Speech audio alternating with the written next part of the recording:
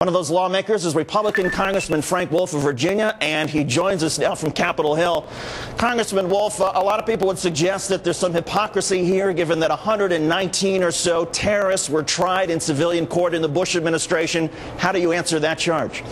Well, I was the author of the National Commission on Terror back in 1998. 30 people from my district died in the attack on the Pentagon. I think you learn lessons. What we believe is it's inappropriate to try them in New York City or major metropolitan areas. You're basically giving them a forum. Secondly, you're endangering the area. Thirdly, you're treating them better than you're treating a young American serviceman or woman who serves in the military. They go through a military court where I think that Khalid Sheikh Mohammed and his people should also. The cost for New York City alone was going to be roughly about $1 billion, $215 million for a year to the city of New York, and then the rest for the Marshal Service. Misali was tried down here in Alexandria a number of years ago. He was in Alexandria for 4 years, and of course in those days the courthouse was not where it is now today. I mean, many changes have taken place. We believe, and many members, most members, and the bill that we're putting in today is a bipartisan bill. We have Republicans and Democrats. It ought to be done on a military base and ought to be done through the military. Here's what David Axelrod, the White House advisor, said about that on Meet the Press this weekend. Watch.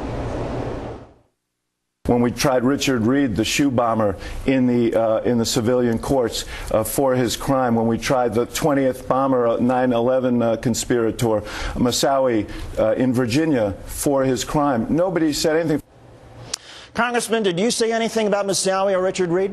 Yeah, the Moussaoui trial went well, but it went on for 4 years, and we have learned a lot from it. Down in Alexandria at that time, there was not a hotel. There was not the Patent and Trademark Office. There was not the Carlisle condominium. Secondly, the war on terror has changed quite dramatically since then. The administration sent 6 people who were in Guantanamo Bay back to Yemen, and you had the radical clerk who was radicalizing them. It would be a mistake for the safety and the security. If you want to go that route, I mean, some of the men who were released by the Bush administration went back to Yemen and were the ones that were essentially training Abdul Muttalib. But back to the point, you said a moment ago. You're exactly right.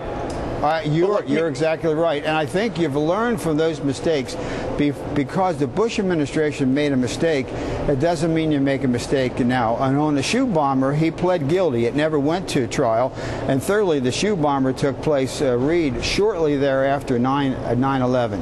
The world has changed. Our enemies are looking for chemical, biological, nuclear. Now you've seen even the people up in New York City, the mayor and all. It is not a good idea. What we're saying is if you do this, you do it on a military base in a very remote area, or you do it down in Guantanamo Bay, but it'd be a military court. Well, and just to clarify, because I think you said a moment ago that the problem is with urban and city areas, but in fact you're saying that any money spent on any civilian court, you want it stripped out. Correct. We believe it ought to be on a military base in a very remote area, or you can also do it down in Guantanamo Bay. Correct. Congressman Frank Wolf of Virginia. Congressman, good of you to join us this morning. It's a fascinating debate, and we appreciate you coming on this morning with us. Sure. Okay, thank you very much.